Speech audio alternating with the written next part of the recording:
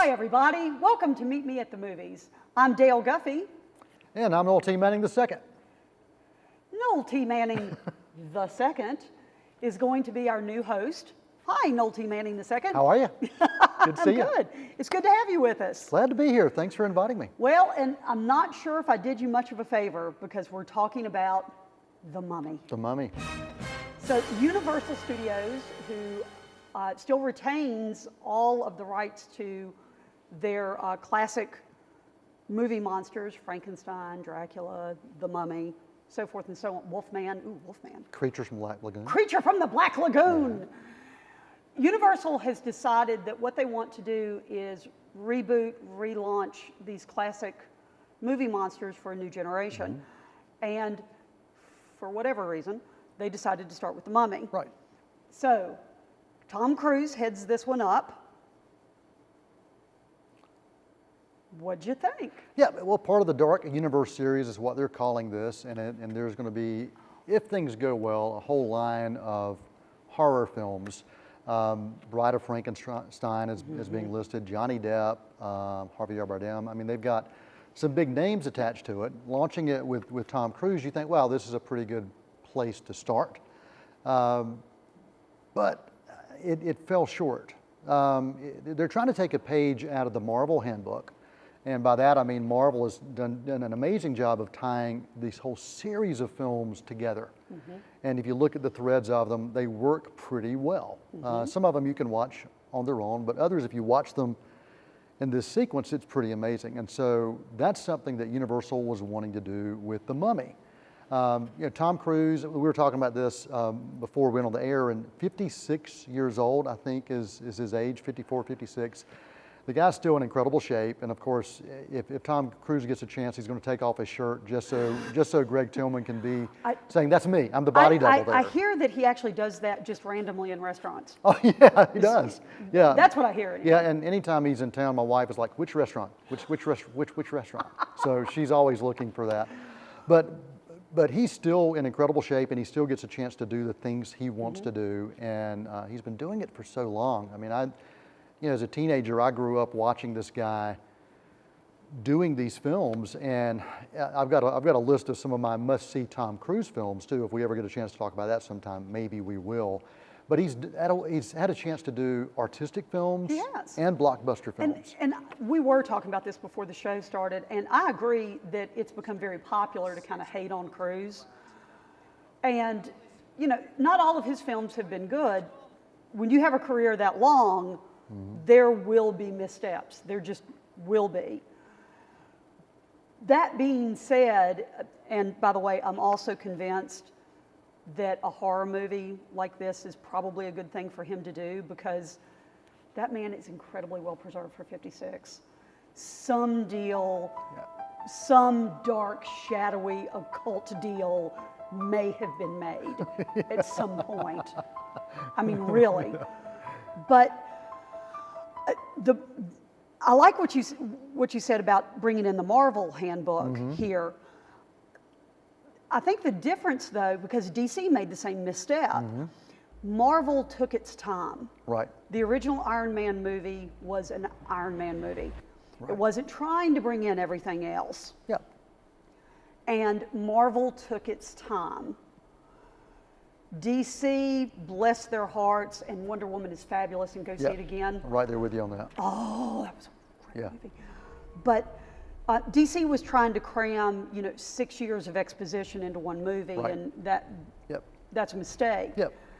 And I think what they're trying to do here is a little too much setup and too short on story. Yeah, yeah. It doesn't mean that ultimately the Dark Universe won't be a good idea. Right.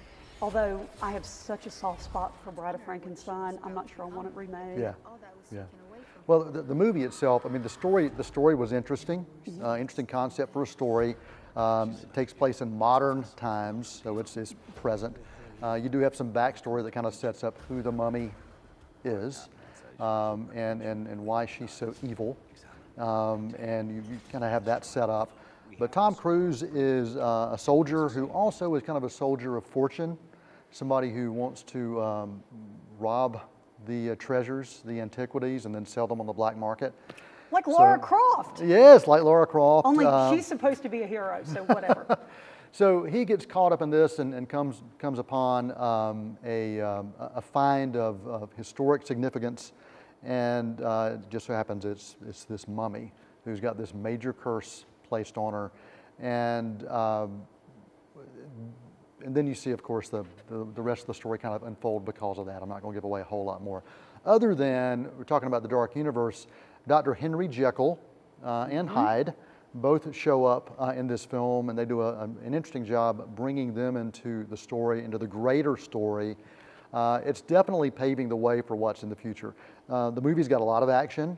CGI's done well. Some great set designs.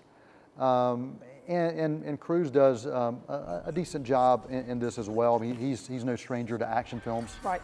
and action films of this caliber. But it falls flat in certain areas. They try to throw in the humor. If anybody remembers the original American Werewolf in London, where you had a dead friend kind of come back as a zombie. Same concept here. One of Tom Cruise's character's friends who was killed in an accident comes back, and is he really back, or is he just back in the mind of Tom Cruise? Right. We don't really know, but the humor back and forth with that really is reminiscent of American Werewolf in London, the original one. And there, to me, it really worked. The comedy was there, the dialogue, it was witty, but here I felt like it was forced. And so, go ahead. Yeah, and just, I think that's an excellent comparison. I'm a big fan of the original American Werewolf in London.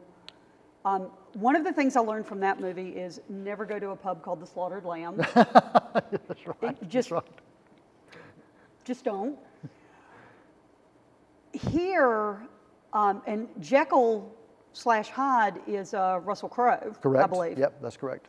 So again, they're really trying to bring in big names here, and Universal clearly wants this to be a big summer tentpole Right. outing. Yeah, they wanted this to be #1 this weekend, but it Right. lost last weekend, but it lost out to Wonder Woman, who's 2 weeks in a row at #1 box office. And that makes me smile. Just makes me It smile. should. It should. It's a Yeah. great movie. Yeah. I spent some time last night watching the original Mummy, the original Universal from 32. And I just want to say, obviously no CGI. You have Boris Karloff making a fez look menacing. Do you know how hard it is to make a fez look menacing if you're not a Turk? I'll wear one next week, You so should do that. and I'll look menacing. But I was surprised, and it's very short. It's just slightly over an hour, because back in the 30s, that's what they did.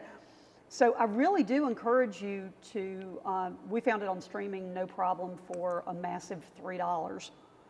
Yeah. So I really do encourage you to watch it.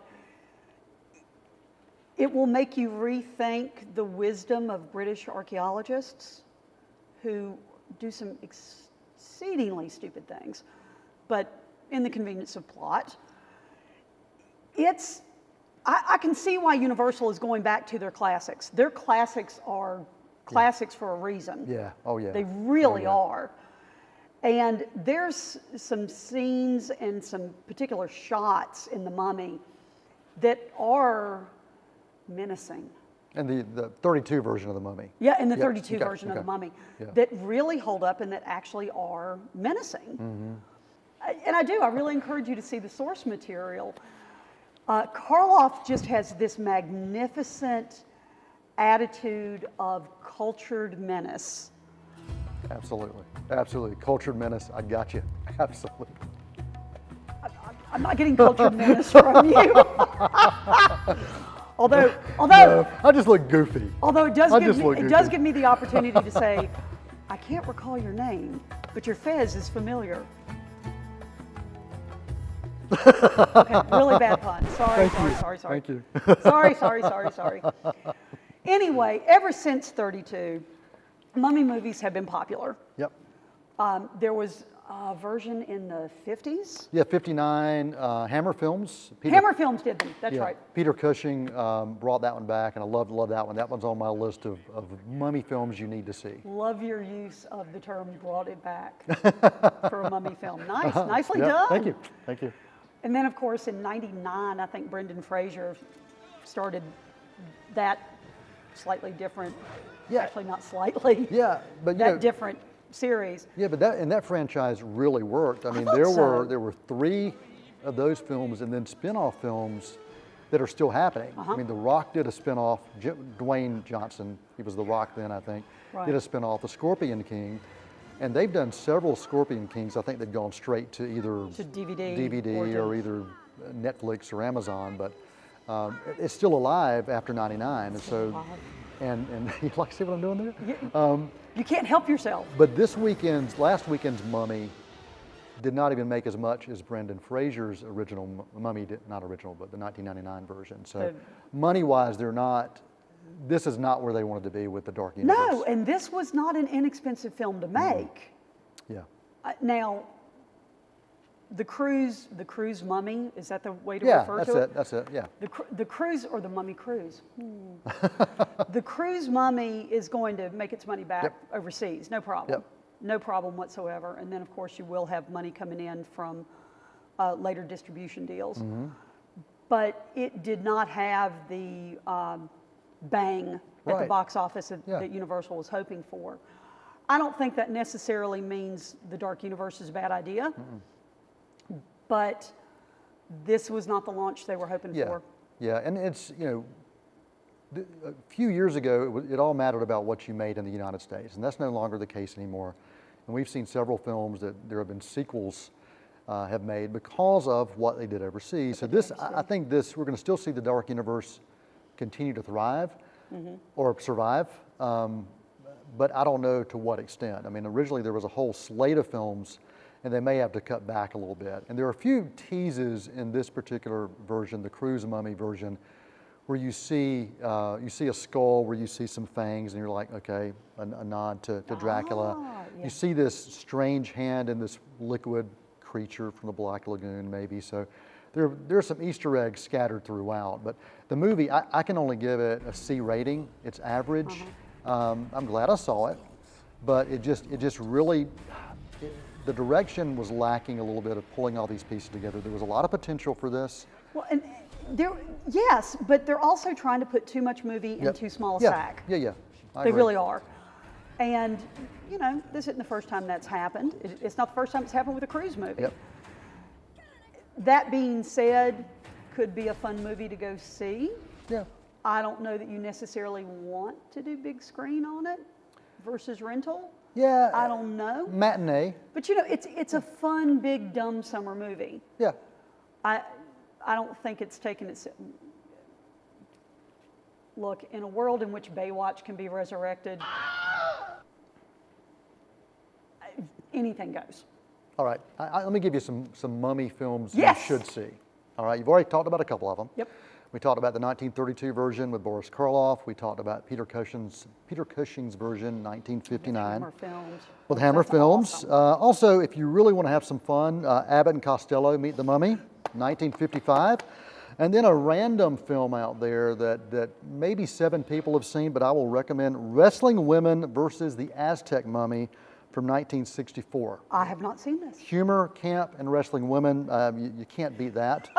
And then this is, I like Bruce Campbell, a Bruce Campbell fan. Elvis, A Retirement Home, and a soul-sucking mummy in Bubba Hotep. Bubba Hotep! So there you go. Those are some of my recommendations for mummy films. And anytime I can mention Bubba Hotep, I try to do that. That's awesome. That is just great. So that's what we have on the Mummy and on mummy movies in general. So stay with us, and after the break, we'll figure out who this guy is. Cops in the donut shop say,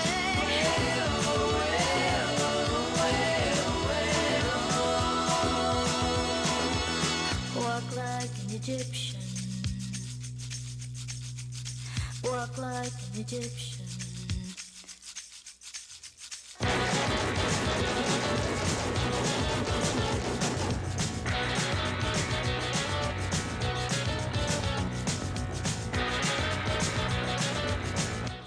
Experience the power of art at the Cleveland County Arts Council. It's all here. Exhibits, workshops, classes, lectures, and all kinds of special programs. And by sponsoring such events as the Reel to Reel International Film Festival and the Art of Sound Festivals, the Cleveland County Arts Council has a commitment to bringing art in all its infinite variety to the people of Cleveland County. And you are the one to keep it all going. Make art happen. Support the Cleveland County Arts Council. I came from Mexico. I think everybody who comes to this country needs to speak English, you know. I can come to school and I don't have a certain time that I have to be here. They give me the chance to come when I get the chance to come. It's helping me a lot in my job because I don't need somebody to translate for me. I can talk directly to the supervisors or managers. The Learning Center, located on the campus of Cleveland Community College. Enroll now. As the statistics show, many people think suicide is the answer. If you have a problem, you don't need to be quiet. There are people who can help. You might be scared, but you do have a voice. Speak up. You have a voice. Speak out. Talk it out. Make the call. Don't be silent. Don't be silent. If you're having suicidal thoughts or just need to talk to someone, call the National Suicide Prevention Lifeline at 1-800-273-TALK. Be a part of building the future. Be a welder. The welding technology program at Cleveland Community College prepares you with the science, the technology, and the skills to be a successful welder. Experienced instructors using state-of-the-art equipment train students using industry standard skills developed through classroom training and practical application. Successful graduates are in high demand and are employed as entry-level technicians in welding and metalworking industries. Learn more. Call Cleveland Community College at 704-669-4077.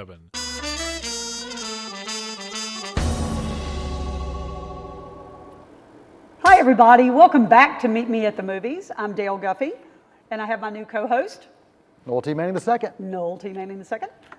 And before we continue with the show, both Noel and I wanted to take just a moment to recognize the passing of Adam West, who did many things, but for me anyway, will always be Batman. Oh, me too. I mean, Batman was my introduction to Batman and to superheroes.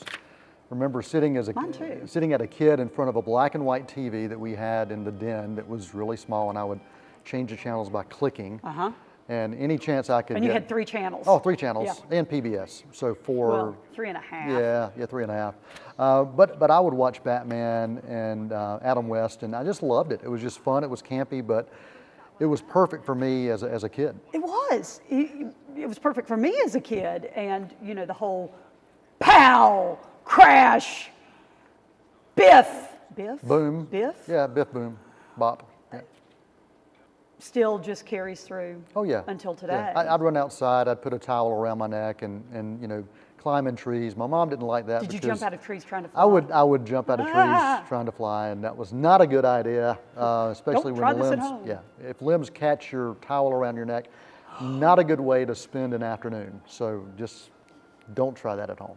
Do not try that at home. But Adam West did pass this past week. It was, you know, the funny thing is, he was not a young man, and yet it was still a shock. Yeah, 88 years old. Yeah. Yeah, yeah. But a fun guy, and was he, Batman. you know, he continued, you know, all these years has continued to just embrace Batman, and you know, there've been some actors who get typecast into certain roles, and they try to push it aside and never speak of it again. But he never did. I mean, he kept on having fun with it. And he had just such a recognizable voice. Yeah. He did a good deal of voiceover work, notably on Family Guy, a show that I can take or leave. But when you heard that voice, it was instantly identifiable as Adam West. Yeah, he was I think. great. Yeah. So rest in peace, Adam. Yeah. You brought joy to generations. That is not a bad legacy. Yeah, we're now going into a dark night because he is no longer here. I'm just letting that one. I'm just letting that one cruise on by. Oh yeah, this is very good. This is good. This is good. So, one other thing I want to mention before we get on to you. This summer, the Don Gibson has also begun its summer cinema series. That is very difficult to say. It is. Every Thursday, the Gibson will be having 2 showings of a kid-friendly movie, one at 10 o'clock and then another one at 7. This is the best deal in town. Admission to any of these movies is a whopping $1. $1. $1. Popcorn is, ready for this one? Free popcorn. And drinks are, I believe, $1. And you get the big screen with this. And they're doing, they started this past week with Moana. They'll be doing, among others, the one that really is sticking out in my mind is at the end of June and is Zootopia. Because I want to see Flash the Sloth back on the, of course working you the do. DMV. Of course you do. I know, working the DMV counter. So, and Priscilla the Sloth, who has the pink stripe in her hair. So, you know. So you're paying homage to Priscilla. In my own way. So do check out the Don Gibson Theater. Go to their website and you can get the details regarding what's being shown and a reminder of the times and the prices and things like that. But it really is the best deal in town. And it runs all the way through the end of August. So every Thursday, something to do. Well, it kind of reminds me, I mean, I grew up watching these cheap, inexpensive films. Not cheap films, but inexpensive films from a cost standpoint. First films I watched were these, we talked before the break about the Universal films, Universal horror films. You said Frankenstein was actually the first movie you saw. First movie I ever saw in a theater was Frankenstein. My mom would take me to these creature features at the old Myers Theater in Ayden, North Carolina. And every weekend there was a new old, but they would just recycle a lot of these old Universal So it was a revival films. house? Yeah. Well, they would have new features evenings, but for the matinees. Oh, but matinees, they do the, okay. And they would do these morning matinees. And so that's the first film I ever saw was Boris Karloff's Frankenstein. Well, see, I don't think you need therapy to figure a few things out. No. I think we can just point right at that. Oh yeah, my mom would try to cover my eyes for scenes and I would pull them away because I had to watch. I just had to watch. Yeah. Wow. Yeah. So Noel T. Manning II is going to be our new host here on Meet Me at the Movies, and I'm very, very pleased about that. So why? Why? I was asked to join you and to just be a part of this. I love movies, have since childhood. Oh, and you know movies. Yeah, well, I enjoy movies. Yeah. I enjoy movies. Got a chance years ago when I was in college to write movie review columns, and then a guy named Greg Tillman gave me a chance to do some TV stuff for a kind of a Shelby Headline News TV 33 thing, and he saw something in me evidently that I didn't, because looking back at some of those early reviews, I'm like, dude, what were you thinking? Yeah, never look back. What were you thinking? Never look back. What? But I've had this deep love for films for a long time. When I was in high school, I thought that I was going to go into movie making. And I got a chance to do that when I was in college in a feature film. And after I did that, I said, okay, I don't want this vagabond lifestyle, but I still want to be a part of it. And so I'm still able to be a part of it in another way. And over the next few weeks, we're going to talk about some favorite actors, some favorite directors, favorite genres, things that, for instance, there are certain movies I just will not touch. I'm not a slasher fan. Okay. And I never have been. So I wouldn't know a good one from a bad one, to tell you the truth, because it's just not my thing. Yeah. And we'll be talking about that as we go on. But what would you like to tell us in the last few minutes? What favorite do you want to pull out? What about some favorite directors? That's a great idea. Okay, some favorite directors. I'll do some classics, and then I'll do some recents. Classic, Charlie Chaplin, and I'll give you a word or two with each of these to kind of stand by why. Charlie Chaplin, genius. A lot of levels for me, Charlie Chaplin. So if you've never seen a Charlie Chaplin film, they're available pretty much anywhere, so go check out a Charlie Chaplin film. My favorite, The Great Dictator. So we'll highly recommend that one. Woody Allen, not for personal reasons, But when you look at his body of work, and he does a new film every single year, it's incredible how prolific he is and just the amount of work he's able to do, but he's witty and he's distinct. If you watch a Woody Allen film. You know a Woody Allen film within the first 3 minutes. Yep. And so you can't say that for all filmmakers. Right. And that's what I like about Allen. And there's certain films, as we talked about with Cruise, that I like better than others. And I don't like every Woody Allen film that comes out, but distinct and witty. Martin Scorsese, I think he's perfectly focused as a director and as the way he pulls a whole film together. Raging Bull, one of my Scorsese favorites, so I will throw that out there. Spielberg, I think because he's satisfyingly spectacular. Try to say that with Spielberg, because he's able to be critically and commercially successful, and he's been able to break ground. And you think about the blockbusters today, when we talk about summer and tentpole films, that would have not happened without Jaws. Without Jaws. And one of my favorite aspects of Jaws, which I rewatched really just a couple of months ago, it still scares me. Yeah. And I know what's going to happen. Yeah. But he's really good at building that tension. Yeah. And he's a creative filmmaker too. Absolutely. Yeah, and he can do art as well as the blockbuster films that we expect in summers. But the summer box office, as we've come to know it, would not have happened had Spielberg not. Without Jaws? Without Jaws, yeah. You're exactly right. And then also Kenneth Branagh, he's just classy. I love what he's able to do, whether he's doing Shakespeare or whether he's doing Thor. So I like Kenneth Branagh. And then a bonus director, Tim Burton, because he's artistically unique. So those are some of my favorite directors. Is that a way of saying odd? I'm odd. I'm artistically unique. So sure, yeah. If you want to throw that in there, well, absolutely. Let me jump on just to wrap things up tonight or today, depending on when you're watching this. Let me jump on the Ken Branagh part because I like Branagh a lot. Yeah. And later on this year, he didn't direct this. Christopher Nolan, who I'm iffy on in some ways. Okay. I'm ready for Nolan to really blow my socks off, and this might be the movie where it happens. Nolan is directing Branagh in Dunkirk, which I'm actually really looking forward to. Yeah. Just hearing Branagh do the whole bit about "we shall fight on the beaches." That's pretty good. That's pretty good. Maybe I'm really looking forward to that. I really am. I'm also really looking forward to working with you on the show. Okay, me too. So please, and I hope you're looking forward to meet me at the movies with both of us. Hi. And next week, Noel and I will be back, and we'll learn a little more about where he comes from, what he likes, perhaps some things that he doesn't like. And we'll also be talking about new movies and possibly a few classics as we go. And I hope you join us for that. Until then, I'm Dale Guffey. I'm Noel T. Manning II. And this is Meet Me at the Movies.